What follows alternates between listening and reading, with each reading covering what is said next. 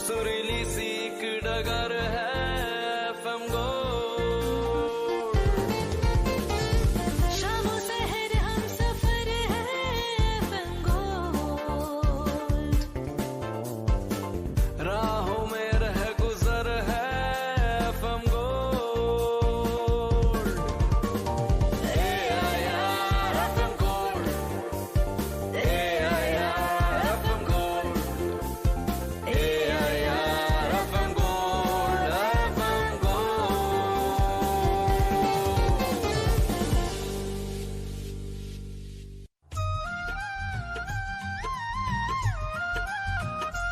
ऐसी नई नई तरकीबें अब हमको है चुननी, ऐसी नई नई तरकीबें अब हमको है चुननी। लक्ष्य हमारा हर किसान की आमदनी दुगनी, लक्ष्य हमारा हर किसान की आमदनी दुगनी। ऐसी नई नई तरकीबें अब हमको है चुननी।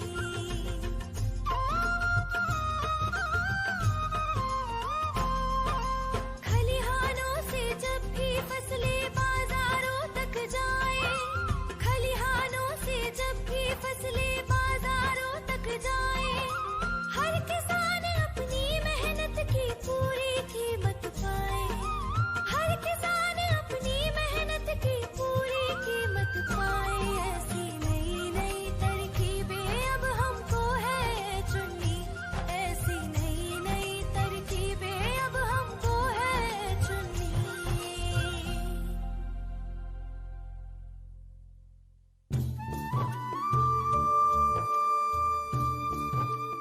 इस कार्यक्रम के प्रायोजक हैं कृषि एवं किसान कल्याण मंत्रालय, भारत सरकार।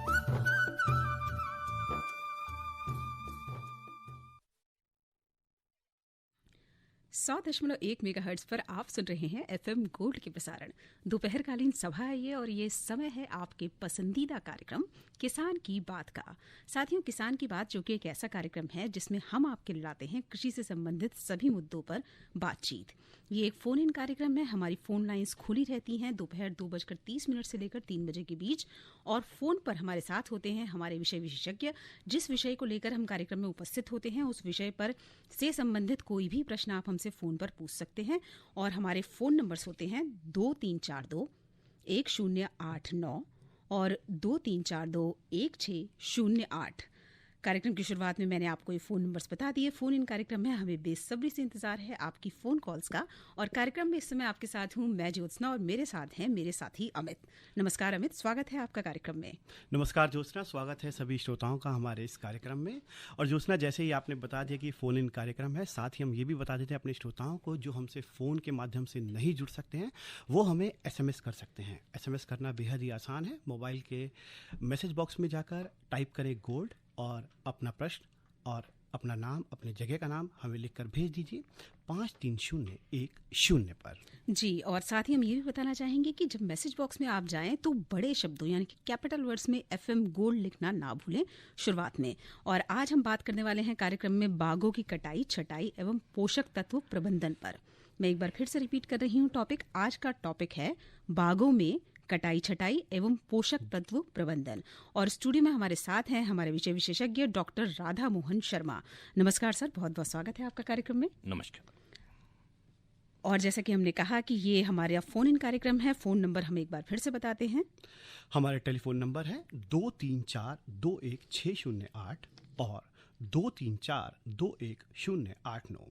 दिल्ली से बाहर के श्रोता 011 लगाना ना भूलें। और जैसा कि ज्योत्सना ने अभी बता दिया है कि हमारा आज का विषय है बागों में कटाई, छटाई एवं पोषक तत्व प्रबंधन। हमारे साथ हैं प्रधान वैज्ञानिक, फल विज्ञान संभाग, भारतीय कृषि अनुसंधान संस्थान, नई दिल्ली से डॉक्टर राधा मोहन शर्मा जी। और आपकी फ़ोन कॉल्स हम तक पहुंचाने के लिए हमारे साथ हैं स्टूडियो में हमारी साथी ऋतु। और डॉक्टर साहब, जैसे कि बागों में कटाई, छटाई एवं पोषक तत्व प्रबंधन पर आज हम बात करने वाले हैं, तो कार्यक्रम की शुरुआत में ही मैं आपसे पूछना चाहूंगी कि बागों में कटाई, छटाई का महत्व क्या होता है? देखिए, जब भी हम किसी पौधे को लगाते हैं कि उसको एक लंबे समय तक रहना होता है बाग में, फल वृक्षों को 10 साल, 15 साल, 20 साल, या कभी कभी आम के केस में तो 50 साल भी जी। तो जिस तरह से आर्मी या पुलिस में हम किसी को जब भर्ती करते हैं तो उसको एक ट्रेनिंग देते हैं ताकि वो अपने जीवन भर वो सारी जो ऐसी परिस्थितियां, प्रतिकूल परिस्थितियां आती हैं, उनके अगेंस्ट वो किस तरह से खड़ा रहे, यही काम बिल्कुल जो हम फल वृक्षों में भी करते हैं।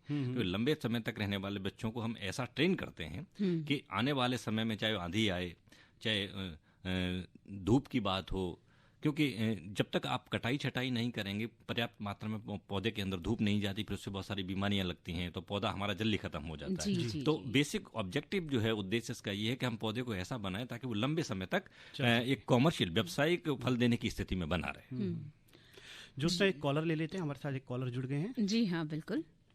हेलो। हेलो जोशना जी, अमित जी और डॉक्टर साहब को नमस्कार। जी नमस्कार आपको भी, और बहुत बहुत स्वागत है आपका कार्यक्रम में। अपना प्रश्न बताइए, और कौन सा आप बोल रहे हैं? जी, ग्राम गौर झमर, जिला सागर, मध्य प्रदेश से विपिन कटारे। जी नमस्कार विपिन जी, प्रश्न बताइए। मैडम, विषय आपने सही समय पे और सही टाइम पे रखा है, और मेरा प्रश्न था कि मेरे पास आम के पेड़ लगे हैं 6-7, ठीक है। तो मैडम, इनमें से 2 पेड़ हैं जो मतलब इनकी उम्र होगी 15-16 की लगभग, लेकिन फूल तो आते हैं, अभी भी फूल मतलब आने की स्थिति शुरू हो चुकी है, तो लेकिन फल उतने नहीं आते हैं। 2 पेड़ मतलब वैसे बाकी पेड़ तो ठीक ठाक है, लेकिन 2 पेड़ आम के हैं, उनमें फल नहीं आते पूरी तरह से। माने चलिए कि बहुत से बहुत 40 से 50 किलो फल आ पाते हैं, बाकी पूरे फूल झड़ जाते हैं। अच्छा विपिन जी, एक चीज बताएं कि पौधे आपने कहाँ से लिए थे, कौन सी प्रजाति है ये? सर, प्रजाति तो नहीं बता पाएंगे आप? हाँ, देखिए विपिन जी, एक सबसे बड़ी बात यह है कि बुजुर्ग लोग कहते हैं कि जो हम बोते हैं वही काटते हैं। तो एक सबसे आवश्यक बात यह है कि बागवानी जो है लंबे समय तक चलने वाला व्यवसाय है, और इसमें शुरुआती गलती अगर आप कर जाएं, क्योंकि जो बीजू पौधे होते हैं वैसे भी बहुत लंबा टाइम लेते हैं। आम के केस में वो 8 साल 10 साल भी ले लेते हैं फलत में। और एक बात और बता दूं कि जो फलत आती है बीजू पौधों की, उसकी कोई गारंटी नहीं, गुणवत्ता की कोई गारंटी नहीं होती कि वो अच्छे होंगे, साइज में छोटे होंगे, बड़े होंगे। इसलिए मैं आपको सजेस्ट करूंगा, अगर उनकी क्वालिटी बहुत अच्छी है तो तब तो आप उसका इंतजार करें। अन्यथा क्या है कि ऐसे पौधे जिन पर फल भी, उसके फल भी किसी काम के नहीं है, क्योंकि बीजू पौधों में आने में समय लगता है, और मैंने आपको कहा कि क्योंकि उनकी पेडिग्री का कोई पता नहीं है, इसीलिए हम हमेशा कलमी पौधे लगाते हैं। और भविष्य में आप जब भी पौधे लगाएं तो आप किसी विश्वसनीय नर्सरी से लेके जो प्रजाति आपके क्षेत्र के लिए जिसकी संस्तुति की गई है, बेहतर होगा अगर आप वो लगाएं, तो उसकी कुछ गारंटी होती है और वो आप जैसा चाहते हैं वैसा मिलता है। जी जी, शुक्रिया सर। तो उम्मीद है हमारे श्रोता को जो है संतोषजनक उत्तर मिल गया होगा। एक कॉलर और हमारे साथ जुड़ गए हैं। हेलो। हाँ सर, योगेश जांगड़े, बेमेतरा, छत्तीसगढ़ से। आप सबको नमस्कार। नमस्कार, स्वागत है आपका। अपना प्रश्न पूछिए। अभी हमारे यहाँ मतलब हमारे बागों में अमरूद हैं और आम का पेड़ है, तो किस तरह से पोषक तत्व प्रबंधन करें और सफाई वगैरह? जी, आम की बात है। देखिए, दो चीजें हैं, 2 फसलें आपकी हैं, एक आम है और एक अमरूद है। दोनों का जो फलत का समय है वो भिन्न भिन्न है, इसलिए इसमें जो कर्षण क्रियाएं आपकी होंगी वो भी अलग अलग होंगी। अब मैं पहले आम की बात करता हूँ, क्योंकि अभी आपके पास, क्योंकि अब आम में फूल आने वाला होगा, तो मैं आपको कहूँगा आम में जो पोषक तत्व प्रबंधन जो होता है वो अक्टूबर में सारे कार्य समाप्त हो जाने चाहिए। अक्टूबर के बाद आम में कुछ भी नहीं देना चाहिए। तो जैसे अगर आप वहाँ बरसात पर्याप्त होती है और सिंचाई के पर्याप्त साधन है, तो बेहतर है कि आप पहली जो डोज होती है फर्टिलाइजर की, उसको हम फलों की तुड़ाई के तुरंत बाद देना चाहिए हमें, गोबर की खाद और फास्फोरस पोटास की पूरी मात्रा के साथ। और उसके कुछ दिन के बाद, 1 महीने के बाद, जो नाइट्रोजन की आधी मात्रा और आधी मात्रा जो है जब फल लग जाएं हम उसके बाद देते हैं। तो बेहतर होता है कि जितनी भी हमारी कर्षण क्रियाएं हैं वो अक्टूबर तक सारी पूरी हो जानी चाहिए आम के क्षेत्र में। अब मैं अमरूद की बात आपको बता दूं कि अमरूद में जो फूल खिलते हैं, हम लोग ये रिकमेंड करते हैं कि हमारे उत्तर भारत में, क्योंकि मक्खी बहुत आती है अमरूद पे, तो अमरूद की जो बरसाती फसल है वो नहीं लेनी। और अमरूद में जो हम पोषण प्रबंधन शुरू करते हैं वो जून से करते हैं। जून में गोबर की खाद डालेंगे आप, उसके बाद जो केमिकल फर्टिलाइजर्स हैं या रासायनिक उर्वरक उनको आप जुलाई में डालेंगे, ताकि आपको जुलाई में जो फूल खिलने हैं वो अक्टूबर नवंबर में जो आपकी फसल आएगी उसकी गुणवत्ता, उसका साइज, उसकी मात्रा सब कुछ ज़्यादा होगी। जी, प्रश्न पूछने के लिए आपका बहुत बहुत धन्यवाद। और डॉक्टर साहब, जैसे कि आज हम बात कर रहे हैं बागों में कटाई छटाई एवं पोषक तत्व प्रबंधन पर। जब हम बागों की बात करते हैं, फलों की बात करते हैं, तो फलों में मिठास और स्वाद का होना बहुत ज़्यादा ज़रूरी होता है। तो यहाँ पर मैं आपसे पूछना चाहूँगी कि क्या कोई ऐसी उपयोगी विधि है जिसके द्वारा हम फलों की मिठास को बढ़ा सकते हैं? देखिए, सबसे इसमें आवश्यक बात है कि जो प्रजाति है वो सबसे पहली बात है कि जब हम बाग लगा रहे हैं, अगर हम मीठी प्रजाति लगाएंगे तो उसके फल हमें मीठे मिलेंगे, या जो भी वांछित प्रजाति है जो आप लगाना चाहते हैं वो आपके दिमाग में है कि मेरी किसकी हमें मार्केटेबिलिटी है, बाजार में किसके पैसे ज़्यादा मिलते हैं, पहले हम वो चुनाव करते हैं।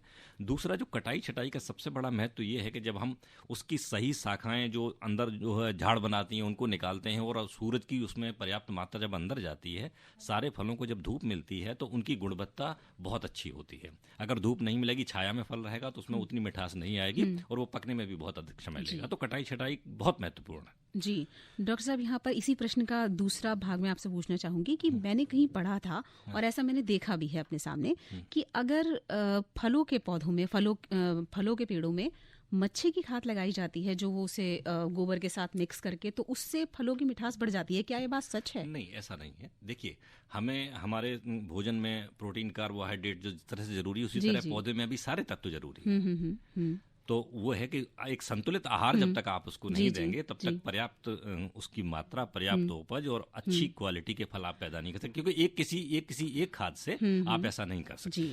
तो डॉक्टर साहब, जैसा कि अभी ज्योत्सना ने पूछा कि फलों में मिठास जो है वो कैसे बढ़ाई जाए, तो पानी का भी कोई असर पड़ता है कि पानी खारा हो, मीठा हो, थोड़ा सा? देखिए, ये सारी चीजें, ये कितना निर्भर होता है? ये सारी चीजें बहुत आवश्यक हैं। बाग लगाने से पहले हम ये देखते हैं कि जो हम अगर हमारा पानी नमकीन है, उसमें लवण ज्यादा है, तो हम वहाँ पे अंगूर, आम या नींबू वर्गी जैसी फसलें नहीं लगाते। तो ये फसल के चुनाव करते वक्त ध्यान रखने की बात है कि जैसा पानी, अगर आपके यहाँ मान लिए लवण ज़्यादा है तो आप वहाँ आंवला लगा सकते हैं या बेल लगा सकते हैं, शरीफा लगा सकते हैं, लेकिन वहाँ अंगूर नहीं होगा, वहाँ आम नहीं होगा, वहाँ नींबू वर्गी फल नहीं लगेंगे। तो ये शुरुआती स्टेप है कि जब आप बाग लगा रहे हैं तो ये सारे कंसीडरेशंस जो होते हैं हम पहले ध्यान में रखते हैं कि हमारी मिट्टी और पानी के अनुसार हमें फसल चुननी है और उस फसल की जो प्रजाति हमारे लिए सूटेबल है वो चुननी है। तो ये शुरुआती बात है।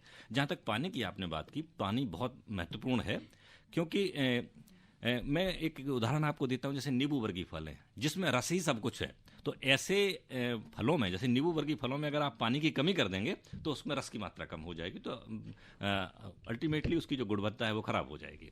तो पानी समय आवश्यक है, अन्यथा फल ज़्यादा गिरेंगे, फल फटेंगे अगर पर्याप्त पानी नहीं, लेकिन ज़्यादा पानी भी हानिकारक है उतना ही। तो हमें जो जल प्रबंधन है उसका भी बहुत बहुत ध्यान रखना है कि जब हमें ज़रूरत हो उसी वक्त हम पानी दें, अन्यथा उसमें अनावश्यक पानी भी वो कई बीमारियों को आकर्षित करता है। जी डॉक्टर साहब, जैसे कि फलों की बात हम कर रहे हैं और आपने कहा कि कटाई छटाई बहुत ज़्यादा ज़रूरी है, टॉपिक भी हमारा लगभग यही है, तो क्या जब ऑफ सीजन होता है, मींस जब कोई प्रॉपर फल का मौसम नहीं होता या हम फल ले चुके होते हैं उस मौसम के, तो क्या धूप उस तक, तनों तक अच्छे से पहुंच सके, तने तक अच्छे से पहुंच सके, उसकी कटाई करना जरूरी होता है? बिल्कुल। और ये कितना सहायक होता है? बहुत आवश्यक है। मैं आपको कह रहा हूँ, क्योंकि मैं नींबू वर्गीय फलों पर काम करता हूँ तो उसी का उदाहरण आपको देता हूँ कि कई फल ऐसे होते हैं जिन पर ज़्यादा उपज से उनकी शाखाएं जमीन तक आ जाती हैं। तो ऐसी शाखाएं जब जमीन पर आ जाती हैं तो आप न तो उसमें खाद डाल सकते हैं, अगर उसके तने में कोई बीमारी लग रही वो भी आपको पता नहीं चलेगी। तो कोई फल हो, अगर कुछ शाखाएं जमीन को छू रही हैं तो उनका काटना बहुत आवश्यक है, क्योंकि मिलीबग जैसे इंसेक्ट जैसे आम में हो गया या अब बहुत सारे फलों में आता है,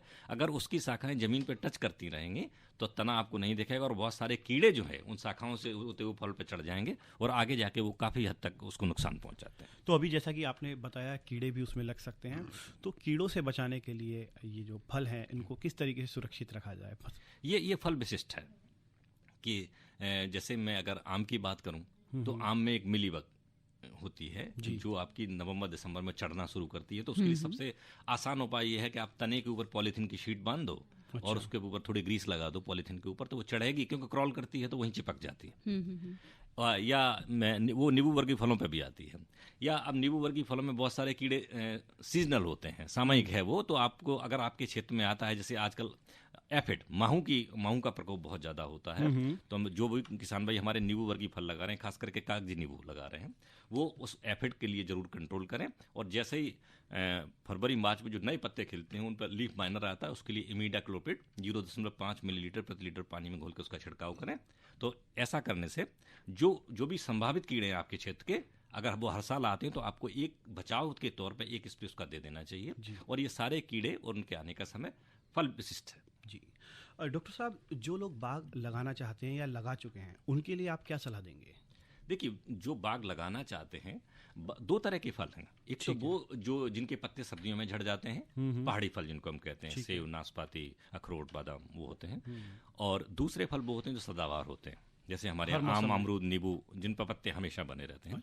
तो जो भी हमारे किसान भाई बाग लगाना चाहते हैं, बाग सेब वगैरह के, तो क्योंकि अब निचली पहाड़ियों का समय निकल चुका है, तापमान थोड़ा बढ़ गया है, तो लेकिन जो ऊपरी पहाड़ियां हैं जहाँ बहुत ज़्यादा ठंड है, वहाँ अभी सेब, नाशपाती या अलूचा, एप्रिकॉट और आपका वालनट, अखरोट, ये सब लगाने का समय है। तो ये सही समय है उनके पौधे लगाने का। और अगर हमारे क्षेत्र में जो मैदानी क्षेत्र हैं, अगर वहाँ लोग पौधे लगाना चाहते हैं तो फरवरी और मार्च का महीना उपयुक्त होता है। लेकिन फरवरी और मार्च में वही किसान पौधे लगाएं जिनके पास सिंचाई की समुचित व्यवस्था हो, क्योंकि मार्च के बाद तापमान बढ़ना शुरू होता है, छोटे पौधे होते हैं। तो अगर आपका सिंचाई नहीं, तो बेहतर है कि आप जुलाई और अगस्त में उन बागों को लगाएं। तो जो बाग लगाना चाहते हैं उनके लिए मेरी सलाह है। और जो लोग ऑलरेडी बाग लगा चुके हैं पिछले जुलाई अगस्त में, उनके लिए कि जो उनके 1 साल से कम के जो पौधे हैं, उनका वो ध्यान रखें कि उसमें कोई कीड़ा या प्योंद के नीचे से कोई शाखा नहीं निकलनी चाहिए, नहीं तो वो आपका जो कलमी पौधा उसको मार देगा। तो इन छोटी छोटी बातों का ध्यान रखें, उसमें पानी, और क्योंकि अब सर्दी का मौसम हालांकि जा रहा है, लेकिन दिसंबर जनवरी के महीने उनमें जो पाले से बचाव को भी विशेष ध्यान रखना चाहिए। जी डॉक्टर साहब, एक बार अपने श्रोताओं को बता दें कि फोन इन कार्यक्रम सुन रहे हैं वो किसान की बात। हमारी फोन लाइन्स खुली हुई हैं 23421089 और 23421608 है हमारे नंबर। दिल्ली से बाहर के श्रोता 011 डायल करना ना भूलें, जो कि दिल्ली का कोड है। बात हो रही है कार्यक्रम में आज बागों में कटाई, छटाई एवं पोषक तत्व प्रबंधन पर। स्टूडियो में हमारे साथ हैं डॉक्टर राधा मोहन शर्मा। डॉक्टर साहब, इस मौसम की अगर हम बात करें, जबकि हम जनवरी भी लगभग आधा बीत चुका है, तो ऐसे मौसम में कितना उपयोगी होता है, क्या प्रबंधन हमें करना चाहिए बागों का, कटाई छटाई का क्या महत्व होता है? फरवरी में आ गए हैं, मैं जनवरी की बात कर रही हूँ। जनवरी बीत चुका है, गर्मियाँ लगभग 1 महीने की सर्दी और है, तो आपको क्या इसमें आप बताना चाहेंगे हमारे श्रोताओं को? तो यह है कि जनवरी का जो महीना होता है वो सबसे उपयुक्त होता है कटाई छटाई के लिए, खास करके हमारे जो सदाबहार फल हैं उनके लिए।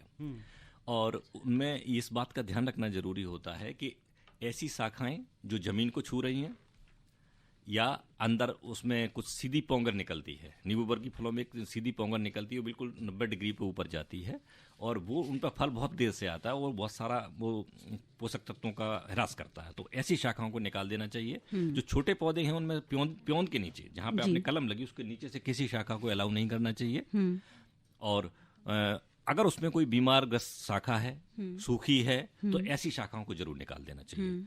हालांकि ये समय थोड़ा सा आप लेट हैं, लेकिन अगर ऐसे किसान भाई जो नहीं कर पाए तो 1 हफ्ते के अंदर अगर वो कटाई छटाई कर लेते हैं, और अगर बड़ा घाव है पौधे पे, अगर बड़ी शाखा निकालते हैं, तो उसमें जरूर बोर्डियक्स पेस्ट या कॉपर ऑक्सीक्लोराइड का पेंट उसके ऊपर जरूर लगाएं, ताकि उसमें कोई घाव से कोई किसी बीमारी का इन्फेक्शन उसमें ना हो।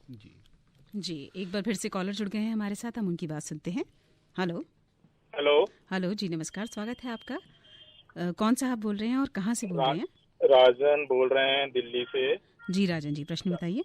डॉक्टर साहब से बात करनी थी, उनसे क्वेश्चन था मेरा जी। हमने अपने यहाँ पर गमले के अंदर नींबू के प्लांट लगा रखे हैं 2 और 12 से 14 इंच गमले का साइज है। अच्छा। उसमें इस समय फूल तो खूब आ रहे हैं इस समय, और ये पहले भी होता रहा है, फूल बहुत आते हैं, लेकिन नींबू 1 या 2 ही लग पाता है उसमें। हाँ, देखिए, मैं एक चीज़ तो आपको ये बताऊं कि जो नींबू के पौधे को आप बहुत ज़्यादा देर तक गमले में नहीं रख सकते। वो आपका शौक है कि आपने लगा लिया है, ठीक है। क्या कागजी नींबू है, कांटे वाला नींबू है? हाँ, कांटे वाला। हाँ, तो इसमें सर ऐसा होता है कि जैसे ही फरवरी में तापमान थोड़ा बढ़ना शुरू होता है, तो आप ध्यान से देखेंगे उस फूल को कि उसमें मादा नहीं होती, सिर्फ नर रहते। आप इस बात जो है, जैसे ही तापमान थोड़ा बढ़ना शुरू होता है, क्योंकि कम तापमान पर जो फूल खिल जाते हैं उनमें मादा रहती है, तो वो फल लगते हैं। और ये खेत में भी ये दिक्कत आती है, क्योंकि फरवरी का जो महीना है इसका जो तापमान का और आर्द्रता का जो कॉम्बिनेशन है, इसमें जैसे ही तापमान बढ़ना शुरू होगा उसमें से मादा गायब होनी शुरू हो जाती है। तो ऐसे फूल झड़ जाते हैं और हमें लगता है कि जो है फूल तो बहुत आए लेकिन उस पर लगा नहीं, ठीक है। हम इसके लिए कुछ भी नहीं कर सकते। इसके लिए ये है कि अगर जो फूल आपके जनवरी में खिलेंगे, दिसंबर जनवरी में खिलेंगे, उन पर सेटिंग होगी। अगर आप चाहें तो उसमें 10 से 15 ग्राम जो बोरिक एसिड होता है या बोरेक्स होता है, वो डाल के उसमें पानी दे दें पर गमले में, तो उससे थोड़ा जो फल की सेटिंग है वो बढ़ जाएगी। लेकिन ये फरवरी मार्च के बाद जो फूल खिलेंगे, अगर उसमें आप तापमान ठीक रख पाते हैं, क्योंकि गमले का तापमान गर्मियों में बहुत बढ़ जाता है। फूल तो अभी आ रहे हैं। हाँ, ये फूल आ रहे हैं, अगर उनमें जो है, एक तो आप पानी न दें, कोशिश ये करें कि जिस वक्त फूल खिलते हैं हम पानी रोक देते हैं। बिल्कुल ठीक है। ठीक है, तो पानी न दें, और जब फल सेट हो जाए उसके बाद आप उसमें पानी दें, क्योंकि 15 फरवरी से के बाद जो भी फूल खिलेंगे उस पर कुछ नहीं आएगा। और हो सकता है कि आपके यहाँ अगर गर्मी ज़्यादा होगी तो हो सकता है आप फल को खुद भी देख सकते हैं कि बीच में पीले रंग की एक मोटी सी डंडी होती है फूल में, जिसको हम मादा कहते हैं। पतले पतले से नर होंगे साइड में, और बीच में वो, अगर वो उसमें है तो पानी अभी न दें, थोड़ी कोशिश करें, और उसमें खाद्य तत्वों का विशेष ध्यान रखें, क्योंकि डाइट उसकी ठीक नहीं होगी तो उससे भी फूल बहुत झड़ते हैं। डाइट में क्या दें? डाइट में जैसे गोबर की खाद, तो आपने बोरिक एसिड बताया। बोरिक एसिड आपके फल ज़्यादा सेट करने में हेल्प करेगा, लेकिन जो पौधे के स्वास्थ्य से रिलेटेड है वो गोबर की खाद उसमें आप जरूर दें। ठीक है। और या आजकल कुछ लिक्विड फर्टिलाइजर्स आ रहे हैं, आप उसमें गमले में, क्योंकि गमले में ज़्यादा आप खाद दे नहीं सकते, ज़्यादा देंगे तो पौधा जल जाएगा। तो कुछ लिक्विड फर्टिलाइजर्स आ रहे हैं जिनको हम बहुत कम कंसंट्रेशन में, कि जैसे 5 ग्राम या 10 ग्राम 1 लीटर में घोल के उसमें डाल देते हैं, तो उसमें क्या है कि नाइट्रोजन, फास्फोरस, पोटास तीनों मिल जाते हैं, तो वो आपको इसमें हेल्प करेगा। और लेकिन गोबर का थोड़ा सा कार्बनिक पदार्थ की मात्रा उसमें जरूर डालें ताकि उसमें सेट बढ़ाया जा सके। तो उम्मीद है हमारे श्रोता को जो है वो संतोषजनक उत्तर मिल गया होगा। और ज्योत्सना, जैसा कि अभी डॉक्टर साहब ने बात की तापमान की, तो हमारे किसान भाइयों के लिए जो है तापमान यानी मौसम का जानना भी बहुत ज़रूरी है। तो अपने श्रोताओं को बता देते हैं, अधिकतम तापमान जो है 22 डिग्री सेल्सियस और न्यूनतम तापमान 5 डिग्री सेल्सियस रहेगा। बादलों की स्थिति 2 ऑक्टा, सापेक्षिक आर्द्रता 91 अधिकतम प्रतिशत में है और सापेक्षिक आर्द्रता न्यूनतम 65%। हवा की गति 12 किलोमीटर प्रति घंटा। हवा की दिशा उत्तर उत्तर पश्चिम।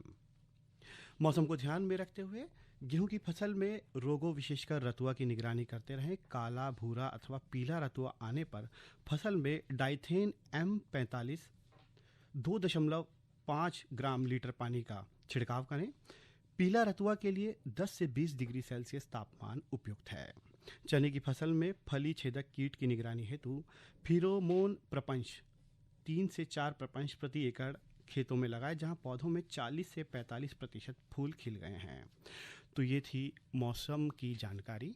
जी अमित, और एक और भाग होता है हमारे कार्यक्रम का जिसमें हम बताते हैं आज़ादपुर सब्जी मंडी दिल्ली के बाजार भाव, क्योंकि बाजार एक ऐसा मुद्दा होता है जो सीधा सीधा संबंध रखता है हमारे किसान भाइयों की मेहनत से। और आज की अगर आज़ादपुर सब्जी मंडी दिल्ली के भाव हम बताएं तो फलों की बात करते हैं पहले। आज वहां सेब मिल रहा है 72 रुपये प्रति किलो, अमरूद का भाव है 35 रुपये प्रति किलो, अनार 55 रुपये प्रति किलो उपलब्ध है, आम मिलेगा 220 रुपये प्रति किलो, और मौसमी का भाव है 8 रुपये प्रति किलो, पपीता मिल रहा है 12 रुपये प्रति किलो। अगर सब्जियों की बात करें तो चौलाई के पत्ते जो कि बहुत ही उपयोगी होते हैं इस मौसम में, सर्दियों के मौसम में, हरा साग बहुत ही अच्छा माना जाता है सेहत के लिए, बहुत कम दाम है उसके, मात्र 2 रुपये प्रति किलो मिल रहा है वहाँ। गांठ गोभी का भाव है 16 रुपये प्रति किलो, गवार की फली मिल रही है 55 रुपये प्रति किलो, और हरी हल्दी जो कि बहुत उपयोगी होती है सर्दियों के मौसम में 8 रुपये प्रति किलो उपलब्ध है। करेले का भाव है 40 रुपये प्रति किलो। ये था आज का बाजार भाव। और इससे पहले हम आगे बढ़े, एक श्रोता हमारे साथ जुड़ गए हैं। जी बिल्कुल, उनकी बात सुनते हैं। हेलो जी नमस्कार। जी नमस्कार, स्वागत है आपका कार्यक्रम में। आपका शुभ नाम? मैं हरपाल सिंह बोल रहा हूँ जी, जिनोद भिवानी हरियाणा से। जी हरपाल जी, स्वागत है। आपसे गुजारिश है कि जो आपके पीछे रेडियो सेट बज रहा है उसकी आवाज़ कम कर दीजिए और अपना प्रश्न भी बताइए। आप हमें डॉक्टर साहब इंतजार कर रहे हैं। नहीं, डॉक्टर साहब से को भी नमस्कार। और मैं पूछना चाह रहा था कि जो हमने पौधे लगा रखे नींबू के, हाँ, और तो वो बढ़वार नहीं दे रहे सर। नींबू कौन सा आपने, कांटे वाला लगाया है कि बगैर कांटे वाला? नहीं, 2 तरह का वैरायटी का है, एक तो कांटे वाला, एक दूसरा बगैर कांटे का है। हाँ, देखिए आपके दो फल अलग अलग हैं। एक लेमन है जिसमें कांटा नहीं है, जिसके पत्ते थोड़े चौड़े होंगे, और दूसरा जिसमें कांटे हैं वो लाइम है। ठीक है। हाँ जी। पौधे लगाते वक्त क्या आपने गड्ढा किया था जी? आपने कितना गहरा गड्ढा किया था लगाते वक्त? गड्ढे का ये कोई 2-3 फीट का गड्ढा बनाया था हमने। अच्छा जी। तो ऐसा है कि अगर आपने गड्ढा प्रॉपर किया, कितने साल के पौधे हो गए आपके? 2 साल के हो गए सर। 2 साल। तो उसमें आप, एक तो अभी समय है कि आप अच्छी गोबर की सड़ी हुई खाद उसमें डालें, और जैसे ही थोड़ा तापमान बढ़ जाएगा तो उसके बाद आप उसमें नाइट्रोजन, फास्फोरस, पोटास की कम से कम 100 ग्राम नाइट्रोजन, 50 ग्राम फास्फोरस और 100 ग्राम पोटास, इसका एक मिक्सचर बना के, और तने से थोड़ा दूर तने से कम जो है 1-1.5 फीट दूर उसको डाल के उसको मिक्स करके उसमें पानी दें, तो उसकी बढ़वार थोड़ी जल्दी हो जाएगी। और सर एक बात हो रही है, उनमें फल भी आ रहा है अभी, तो फल को तोड़ दिया जाए या लगा रहने से? फल भी आता, फल पक भी जाता फल है। 2 साल का है तो आप उसको आने दीजिएगा। अच्छा, अगर फल आने शुरू हो गए हैं, हाँ, नहीं ले रहे, क्योंकि बढ़वार के लिए सबसे मुख्य बात होती है कि जब हम पौधा लगाते हैं तो 3 फीट बाई 3 फीट का हम गड्ढा खोदते हैं और उसमें अच्छी गोबर की खाद मिक्स करते हैं। तो उससे क्या होता है कि फिर वो, क्योंकि वो लाइफ लॉन्ग साथ रहता है, उसकी जड़ों का विकास जल्दी होगा। तो आप कह रहे हैं कि आपने गड्ढा भी अच्छा किया है, फिर भी अगर ग्रोथ नहीं हो रही तो उसमें आप खाद और पानी 2 चीज़ों का विशेष ध्यान रखें, तो ये जल्दी होगा। तो खाद की मात्रा ज्यादा डालने से नुकसान तो नहीं होगा सर? नहीं, गोबर की खाद आप जो है कम से कम 20 किलो गोबर की खाद आप अभी मिक्स कर दीजिएगा, तने से दूर थोड़ा रखिएगा, क्योंकि और कच्चा ना हो, अन्यथा उसमें जो है टर्माइट या दीमक या दूसरे कीड़े भी आ सकते हैं। तो बिल्कुल सड़ी हुई गोबर की खाद आप डालें, कम 20 किलो के आसपास। और कुछ तापमान बढ़ जाने के बाद मार्च के लास्ट में जाके आप उसमें जो मैंने नाइट्रोजन, फास्फोरस, पोटास की जो मात्रा बताई उसका एक मिक्सचर बना के तने से थोड़ा दूर डाल के और उसको मिक्स करें और पानी दे दें। तो उम्मीद है हमारे श्रोता को जो है संतोषजनक उत्तर मिल गया होगा। डॉक्टर साहब, जैसा कि हमारा विषय है वो पोषक तत्व प्रबंधन से भी जुड़ा हुआ है, तो एक सवाल मेरे मन में ये है कि पोषक तत्व प्रबंधन की अगर बात करें तो कौन कौन सी चीज़ें इसमें डालनी चाहिए? देखिए, पोषक तत्व दो भागों में बटे हैं। एक तो गौड़ होते हैं जिसमें nitrogen, phosphorus, potash, calcium, magnesium और सल्फर, ये गौड़ होते हैं। और कुछ सूक्ष्म होते हैं जिसमें आपका बोरॉन, जिंक, मोलिब्डेनम, ये दूसरे हैं।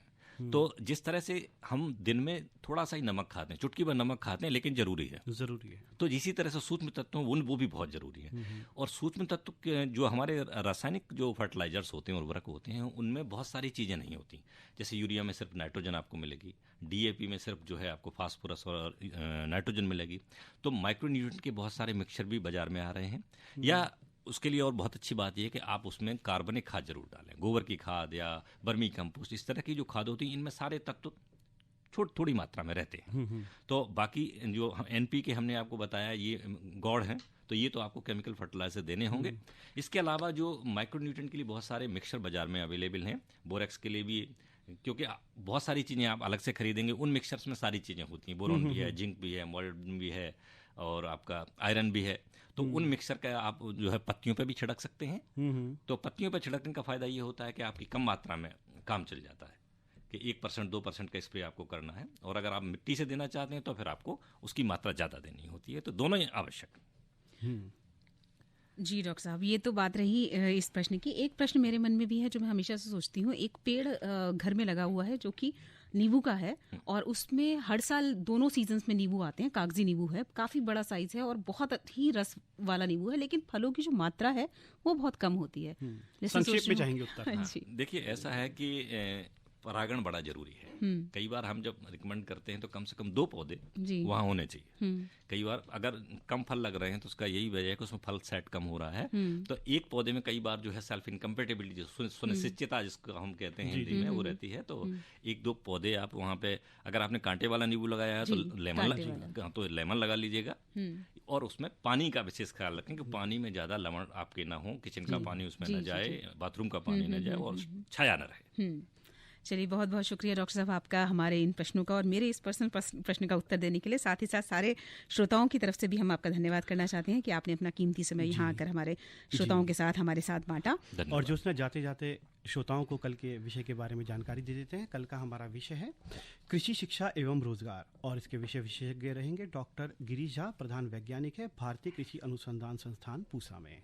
जी, और आज हमने कार्यक्रम में बात की बागों में कटाई, छटाई एवं पोषक तत्व प्रबंधन पर। स्टूडियो में हमारे साथ थे हमारे विषय विशेषज्ञ डॉक्टर राधा मोहन शर्मा। इसी के साथ कार्यक्रम किसान की बात में मुझे ज्योत्सना और मेरे साथी अमित को दीजिए इजाजत। नमस्कार। नमस्कार।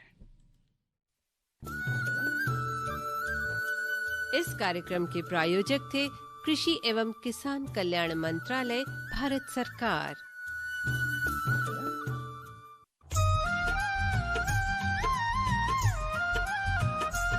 ऐसी नई नई तरकीबें अब हमको है चुननी, ऐसी नई नई तरकीबें अब हमको है चुननी। लक्ष्य हमारा हर किसान की आमदनी दुगनी, लक्ष्य हमारा हर किसान की आमदनी दुगनी। ऐसी नई नई तरकीबें अब हमको है चुननी।